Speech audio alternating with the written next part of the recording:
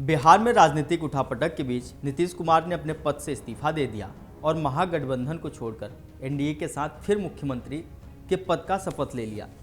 इस पूरे मामले पर जन सुराज के संयोजक प्रशांत किशोर ने बड़ा हमला बोला है।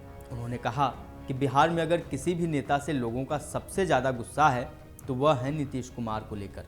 प्रशांत किशोर जो भी यह कहते थे कि अगर दूसरी बार किसी नेता के साथ काम करने का मौका मिलेगा तो वह नीतीश कुमार के साथ काम करेंगे, लेकिन आज वो देश भर में नीतीश कुमार की भर भर कर आलोचना कर रहे हैं। उधर नीतीश कुमार प्रशांत किशोर का नाम लेते ही भड़क जाते हैं। चुनावी रणनीतिकार प्रशांत किशोर और बिहार के मुख्यमंत्री नीतीश कुमार आखिर क्यों अलग हो गए, क्यों दोनों के रास्ते जुदा हो गए, क्या वजह थी कि नीतीश कुमार और प्रशांत किशोर के रिश्ते इतने बिगड़ गए कि वो दोनों एक दूसरे की चर्चा करने से भी कतराते हैं।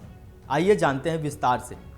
आपको बता दें कि फरवरी 2022 में नीतीश कुमार और प्रशांत किशोर की मुलाकात हुई थी। यह मुलाकात दिल्ली में हुई थी। इस मुलाकात के बाद बताया जा रहा था कि नरेंद्र मोदी के खिलाफ गोलबंदी होगी। इतना ही नहीं, सभी दलों को भाजपा के खिलाफ एक मंच पर लाने के लिए प्रशांत किशोर को जिम्मा सौंपा गया और इस बाबत यह मुलाकात दिल्ली में हुई थी। इसी मुलाकात के बाद यह तय हुआ कि अब भाजपा के खिलाफ सभी नेताओं को एकजुट किया जाएगा, गोलबंदी की जाएगी और प्रशांत किशोर यह काम करेंगे। प्रशांत किशोर इस मुलाकात के बाद इस अभियान पर भी लग गए। कुछ राजनीतिक पंडितों ने यह भी बताया कि भाजपा को हराने के लिए दूसरे नेताओं की एकजुट के साथ साथ प्रशांत किशोर ब्राह्मण वोटरों को भी साधने के लिए काम पर लग गए थे, जिससे कि वो वोटर भी भाजपा से विमुख हो जाएं। थोड़े समय बाद जेडीयू के सूत्रों ने यह बताया कि जन सुराज के बहाने भ्रमण के दौरान जो फीडबैक मिल रहा था वह जेडीयू की नीतियों के विरुद्ध जा रहा था। कुछ लोगों ने यह भी कहा कि भीतर ही भीतर प्रशांत किशोर भाजपा के लिए काम कर रहे हैं, यानी जो बात दिल्ली की उस बैठक में तय हुई थी, मामला उससे विपरीत जा रहा था। ये खबर जेडीयू आलाकमान को मिली, जिस बैठक में प्रशांत किशोर को कोच बनाकर भेजा गया था। जेडीयू प्रमुख को यह खबर लगी कि खुद प्रशांत किशोर अगुवाई करना चाहते हैं।